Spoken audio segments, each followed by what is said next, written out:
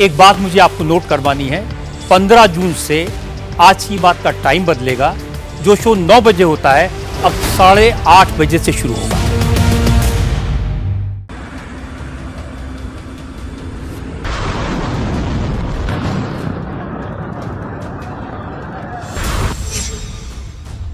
Trump का बार बार U turn, deal कितनी confirm?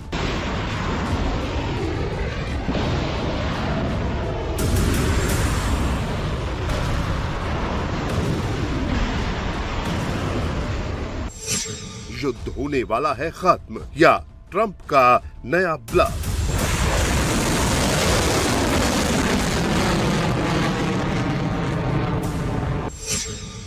युद्ध से ट्रंप का एग्जिट रूट, क्या करेंगे नेतन्याहू? עדיין לא תם.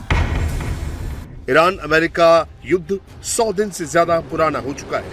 39 बार ट्रंप डील और शांति की बात कर चुके हैं।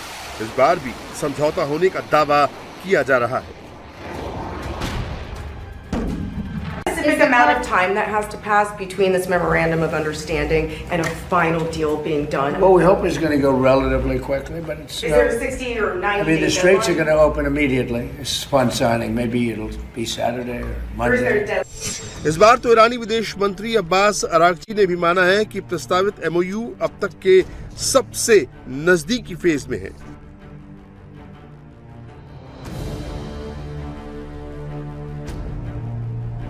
दिलचस्प बात यह है कि अमेरिकी राष्ट्रपति डोनाल्ड ट्रंप ने भी अरागची की पोस्ट शेयर की। इससे पहले ट्रंप ईरानी मीडिया में लीक हुई शर्तों को खारिज कर चुके हैं और कह चुके हैं कि उनका असल समझौते से कोई संबंध नहीं है। ईरानी मीडिया के मुताबिक शर्तों में है कि हॉर्मुज स्ट्रेट पर ईरान का कंट्रोल बना रहेगा। इजराइल को लेबनान में जंग खत्म करनी होगी। ईरान के लिए फ्रीज्ड फंड रिलीज करने होंगे। न्यूक्लियर प्रोग्राम और प्रतिबंधों पर आगे बातचीत होगी। समझौते का मकसद सिर्फ सीज फायर नहीं, पूरी जंग खत्म करना होगा। ईरान ने ट्रंप को बहुत साफ शब्दों में बता दिया है कि डील तभी होगी जब ट्रंप सरेंडर करेंगे। ईरान तभी एमओयू पर साइन करेगा जब अमेरिका सरेंडर करेगा। अगर ट्रंप नहीं माने तो ना हॉर्मुज खुलेगा, ना परमाणु पर बात होगी। सिर्फ मिसाइल और ड्रोन चलेंगे। मिडिल ईस्ट में अमेरिका के तमाम बेस को ईरान उड़ाता रहेगा।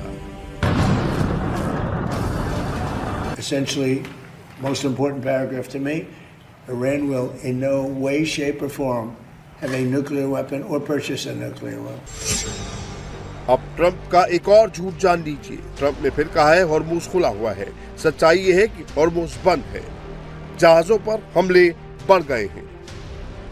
ट्रंप सिर्फ ईरान को ब्लफ नहीं दे रहे, ट्रंप अमेरिका को भी ब्लफ दे रहे हैं। ट्रंप मीडिया को भी ब्लफ दे रहे हैं। ट्रंप दावा कर रहे हैं हॉर्मुज तो 2 महीने से खुला है। अमेरिका वहां से जमकर तेल चोरी कर जहाजों में भरकर ले जा रहा है। ईरान सब जानते हुए भी कुछ नहीं कर पा रहा। ट्रंप मुस्तबा डील में एक और बड़ी बाधा ईरान के फ्रोजन एसेट है। ईरान की डिमांड है कि डील साइन करने से पहले अमेरिका इन फ्रोजन एसेट को रिलीज करा दे। ईरान के फ्रोजन एसेट करीब $100 अरब के हैं। ट्रंप बिना डील साइन कराए एक भी फंड रिलीज नहीं करेंगे। ईरान के हमलों से मिडिल ईस्ट के देशों को जो नुकसान हुआ है उसकी भरपाई भी इसी फ्रोजन फंड से की जाएगी। ईरान ने हॉर्मुज में जो टैक्स वसूला है उसे भी फ्रोजन एसेट से वसूला जाएगा। अमेरिकी राष्ट्रपति जेडी वेंस ने उन खबरों को खारिज कर दिया जिसमें कहा गया कि ईरान को शांति समझौते पर साइन करने के लिए भारी भरकम रकम दी जाएगी। यूएई के विदेश मंत्रालय ने उन मीडिया रिपोर्ट्स को पूरी तरह खारिज कर दिया है जिनमें दावा किया गया था कि ईरान को 3 अरब अमेरिकी डॉलर ट्रांसफर किए गए हैं। ईरान के साथ पीस डील तभी पूरी होगी जब ट्रंप लेबनान का मुद्दा भी हल करा देंगे। ट्रंप ने नेतन्याहू पर दबाव डालकर दोबारा लेबनान में शांति समझौता कराया था, वो फिर टूट चुका है।